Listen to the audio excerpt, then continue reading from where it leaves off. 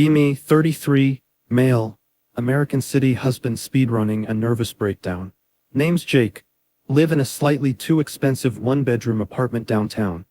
View of a brick wall and someone else's fire escape. Live, laugh, lease. Married to Lauren, 36, met 7 years ago at a trivia night. She knew all the answers to the 90s music round. I knew one. Married her because clearly she had the brain cell. Lauren is marketing girly. Loves oat milk, group chats, and saying let's circle back in real life. Watches true crime to relax. Hot in a could ruin your life and write a PowerPoint about it way. Our life is very American millennial starter pack. 2 incomes, no kids, crushing rent, her.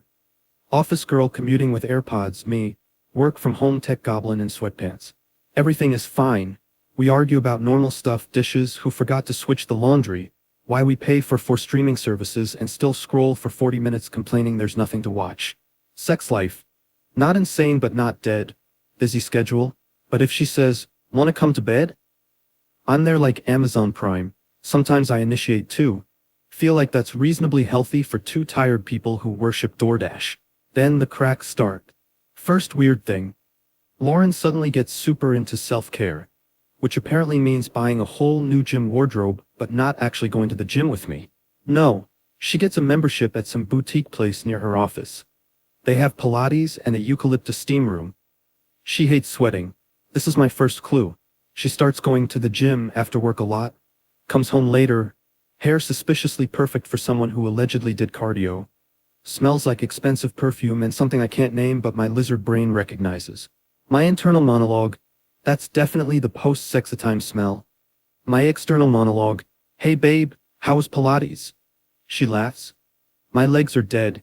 Derek almost killed us. Derek. Trainer? Co-worker? New cult leader? Me. Who's Derek? Her. Oh, he's just the instructor. He's hilarious. Like 45 and married, relax. Every cheater on earth. They're married, relax. Start noticing her phone habits change. Screen down. New lock screen. Notifications magically less descriptive. Messages instead of, Derek. Can't stop thinking about last night. I assume. I tell myself, you're 33, not 18, you're not gonna be the guy who freaks out because his wife has friends. Also me, develops FBI level pattern recognition for when she smiles at her phone. Stuff ramps up slowly. Lauren starts buying lingerie online. Packages arriving. I see the brand names. Spicy. My dumb hopeful husband brain. Oh hell yeah. Maybe this is for us, we're entering second honeymoon era. Spoiler. It is not for us. We hook up sometimes. But somehow the new stuff never makes an appearance. At least not when I'm invited. Start getting that something is off feeling. The one where your body knows you're getting played before your brain signs the paperwork. One night we're in bed. She's scrolling. I'm spiraling. I blurt out, hey, just promise you'll tell me if you ever fall out of love with me. Like, don't just replace me. I genuinely think I'd rather jump off a bridge than see you with someone else. Yes, I said that. Yes, it was dramatic. No, I don't actually want to die. I just speak in hyperbole and panic. She looks at me, puts her phone down, touches my face all gentle. That's not happening. That won't happen. I love you, Jake. I believe her, like an idiot. 2 days later, I catch her, and it's not even in some cinematic way. No lipstick on collars, no panties in the glove compartment. It happens at Costco. We share a family iCloud because we are old and lazy and like the idea of shared calendars. Never thought it would be a war crime. She's working late. I'm at Costco panic buying protein bars and emotional support rotisserie chicken. Phone pings. New photo added to shared library. Lauren must have uploaded something. Cute selfie? Receipt? IDK. I tap it. First pic. Lauren in club lighting, hair done. Short dress I have never seen before. Mirror selfie in what is very obviously not her office bathroom. Captioned in the corner. For you. We have never sent each other pics with "for you" in tiny text. We send each other memes of raccoons and receipts for $6 coffees. My stomach drops, pulsing in my ears. Then I swipe. Second pic. Her on our bed, full glam. Lingerie I have never seen. Sheets I bought on sale at Target now hosting lies. She looks good. That somehow makes it worse. Third pic. Close up. Not explicit enough to break TOS in my imagination, but definitely not something accidentally sent to the family cloud. Accompanying text pops up. Not from me, obviously. From unknown number. Jesus, you're going to get me in trouble. Wish I was there instead of your boring husband. I'm standing in the middle of Costco next to a display of 48-count muffins holding a cart. Screen glowing, world crashes. Some woman nearly hits me with her cart. Sorry? Me. No worries. Absolutely not okay. I stand there like an NPC, thumb hovering, deciding how much more I want to hurt. Because there's only one option now. Tap the message thread. I do. It's Derek. Of course it is. Thread goes back months. Long enough that my marriage has seasons of betrayal. Messages like, last night in the hotel was insane. I can still smell you on me. I keep replaying you on top of me in my head. We have to be careful, Jake's been kind of insecure lately. Cool. Glad my gut was accurate. Lauren. He's so nice. I feel bad. But I can't help it. I haven't felt like this in years. Nice. Nice like a golden retriever. Nice like a doormat. They talk scheduling. I'll tell him I have a late meeting Tuesday. We could do that boutique hotel again, room 405 lol. They literally have a favorite cheating room. I don't even have a favorite Chipotle. My hands are shaking. I'm about to drop my phone into the industrial-sized ketchup display. Then I see it, her complaining about me. He's just boring in bed now. Same couple positions, no passion. I want someone who takes control. Not are you okay? Every 3 minutes. I reread that 3 times. Feel like I've been punched in the face. I am the king of checking consent. Turns out I should have been checking her phone. Costco speaker crackles. Free sample of chicken sausage at the back. Yeah, I actually might throw up. I abandon my cart, walk out. Some employee says, "Sir, your card." I am past the point of caring about membership fees. Sit in my car, stare at my phone, scroll up in the thread like a masochist. There's even one where I'm a cameo. Lauren. He told me he'd die if he ever saw me with someone else. I almost laughed. Derek. Darkle. You're worth dying over though. They're joking about the dramatic thing I said from my stupid little heart. I actually bark out a laugh in the Costco parking lot because it's so absurd. I'm the punchline in my own marriage. Drive home on autopilot. No music, no podcast.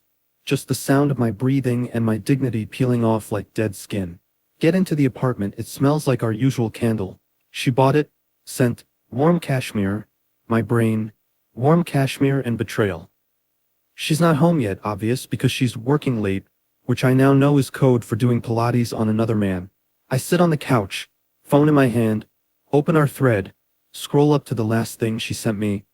Don't forget to pick up more almond milk if you go somewhere. I did not pick up almond milk. I picked up trauma. I start spiraling. Full 2 a.m. energy even though it's like 6. Why wasn't I enough? I've always been down when she wanted it. I initiate too. What bedroom wishes, girl? You never told me anything. This isn't a menu I refuse to look at. Flashback to times she'd make jokes. I want to try something spicy sometime. Me. Like what? Her. IDK. We'll see. Then nothing. Turns out sometime was with someone else. My best coping strategy currently is just sitting and staring at the wall. So I do that. Lauren gets home an hour later. Keys in the door. Slams it lightly because she never learned how to close things softly. Babe? My soul. No one's home. Me. Yeah. She walks in, hair messy in a styled way. Blouse tucked into high-waisted pants. Smells like perfume, alcohol, and that same undefinable you've been touched scent. I want to rip my skin off. She drops her bag. Walks over. Kisses me. Tastes like wine and lies. Hey you, she says, all soft. I missed you today. I almost ask, me or Derek? Instead I say, how was work? Ugh, long. So many meetings. I'm dead. The way she lies without blinking, Oscar-worthy. We do the normal dance. What do you want for dinner? IDK, what do you want? The marriage script continues even while the subtitles read. This is fake now. I force myself through the motions. Order Thai. Eat 2 bites. Stomach says, we're good actually. She keeps touching me more than usual, little shoulder rubs, leaning against me on the couch, laughing too hard at my mid-jokes. It's like she's guilt flirting to keep me from sniffing around. Too late. I've already found the rot. That night I crack. We're in bed. Lights off. She rolls over. Puts her head on my chest. Same spot it's been 1,000 times, except now it feels like a stranger borrowed her skin. She murmurs, "You're quiet lately. You sure you're okay?" And I just snap. Not in a yelling way, in that brittle tired way. "Lauren," I say, "do you love me?" She stiffens, slight. "Of course I do. Why would you even ask that?" My heart is pounding so loud I can hear it in my ears. "Would you tell me if you didn't?" "Jake, where is this coming from?" She sounds annoyed now, like I'm inconveniencing her by asking if my reality is still real. I sit up, turn on the lamp. She squints. I look her dead in the face. "Are you seeing someone else?" Her whole body does a micro glitch. Eyes widen. Mouth opens, closes.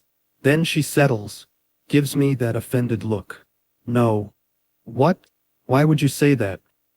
My phone is on the nightstand, open to the iCloud photos. My thumb hovers. This is the turning point. I can either let her gaslight me or I can flip the table. I choose violence.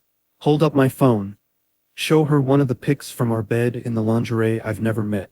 "Then who are these for?" Silence. I have never seen color drain from someone's face that fast outside of a hospital show. She stares. Eyes dart from the phone to me, back to the phone. "Where did you get that?" She finally whispers. "Family Cloud," I say. "Great feature. Really keeps families connected." She doesn't say anything, just keeps staring. Like if she doesn't answer the email, it'll go away. I scroll, hold up the messages. Full scroll. Lauren and Derek's greatest hits. "And this?" Her mouth opens. No sound. Closes. She swallows. "Jake." I can explain. Classic Mount Rushmore of cheating phrases. "Are you going to say it's emotional and nothing physical?" I ask. "Because I'm going to tell you right now, I don't think you wear that set for emotional support." There is a full 10 seconds of silence, then she breaks, starts crying like ugly crying. "I'm so sorry. I didn't mean for you to find out like this." Die at that wording. I didn't mean for you to find out. Not, I didn't mean to do it. Not, I made a mistake. Just, oops, wrong cloud. I ask the question I really don't want the answer to. "How long?" She sniffles. "It started around November." It's July. November was when my dad was in the hospital, when I was flying back and forth, trying to be good son and good husband and good employee simultaneously. She started up with Derek while I was sleeping in chairs and eating vending machine dinners. Cool, cool, cool. I say, "So the whole time I was checking flights and calling doctors, you were getting self-care at that hotel by Union Station?" She sobs harder. "It wasn't like that. Lauren." I read it. I snap, anger finally bubbling through.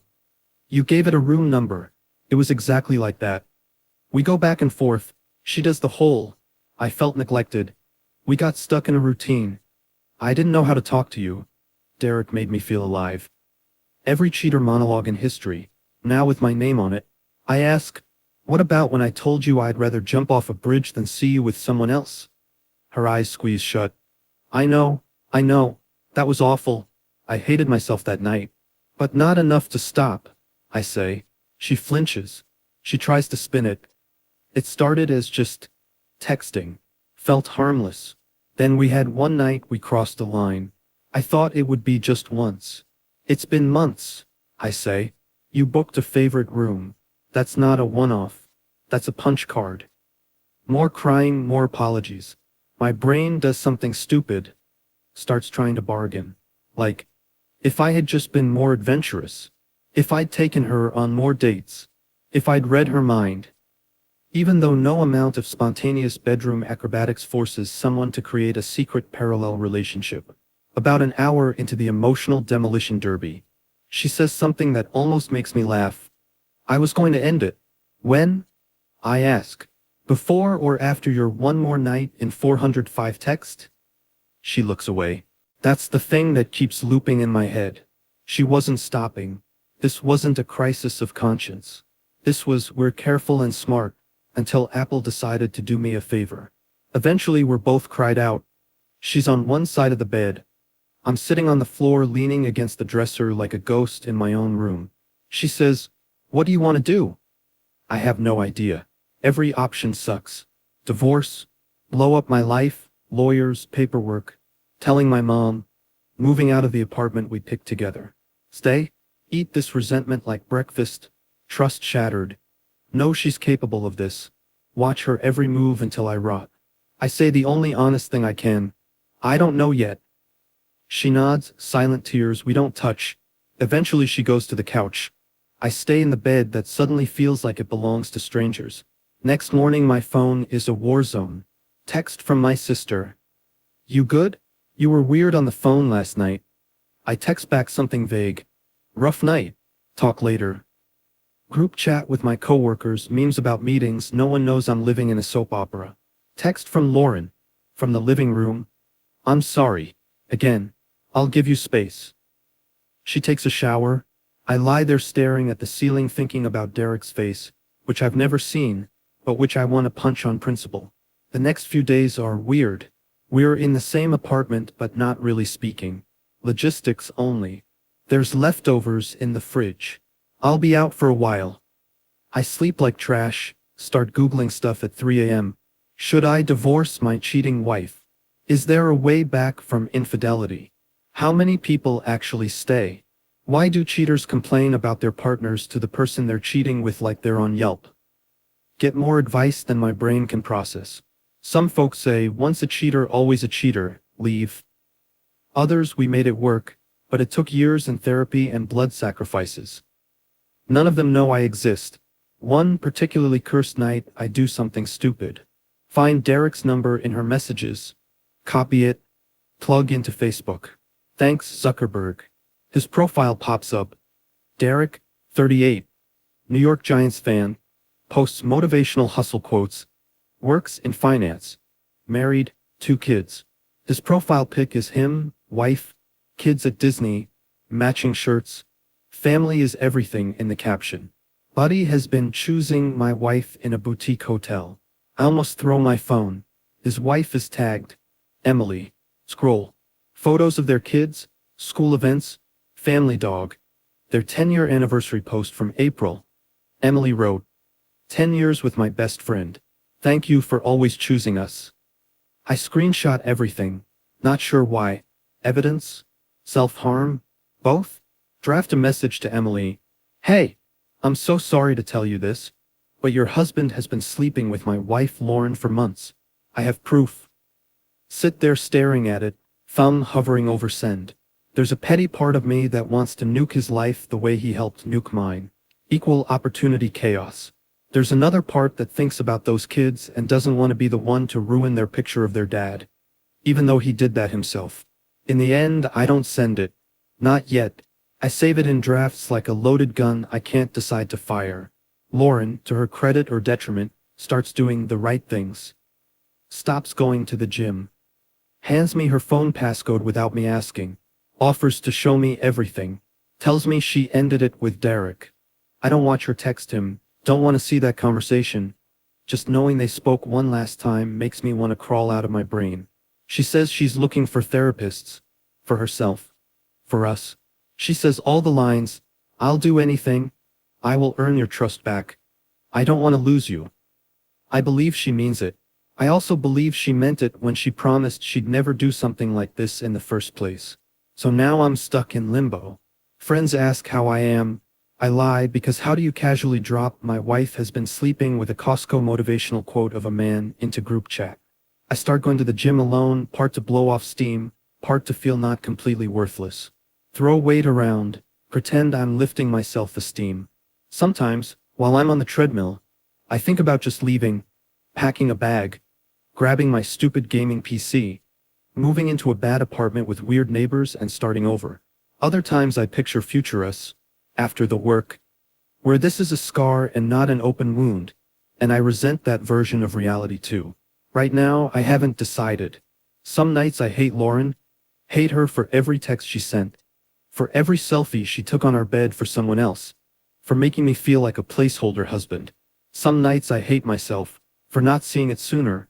For believing her so deeply. For being nice and stable and boring enough that she went looking for chaos. Some nights I hate Derek. For being a grown man in his late 30s with a whole family who looked at my wife and went, yeah, let me risk it all for this. And some nights I just sit on the couch watching whatever show with Lauren a few feet away and feel nothing at all, like someone unplugged my emotional router. If this were a movie, this is where I tell you what I chose, show a montage, paper signed, or therapy breakthroughs, or me laughing at brunch with friends in a new city. Real life is not that clean. Currently, I'm in the stage where I know everything and I still wake up next to her sometimes. Because Lisa's and inertia and shared lives are hard to walk away from overnight.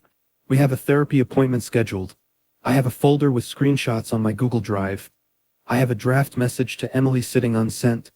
I have an apartment that feels like a crime scene. No happy ending, no moral. No, this made me stronger yet.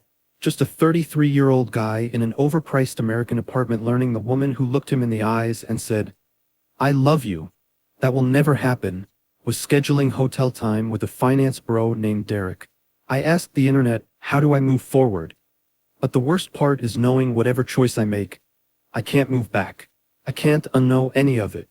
And no matter how this plays out, some part of me is always going to be standing in that Costco aisle, phone in hand, staring at a picture of my wife on our bed and realizing I was the last person in my own marriage to find out it was over.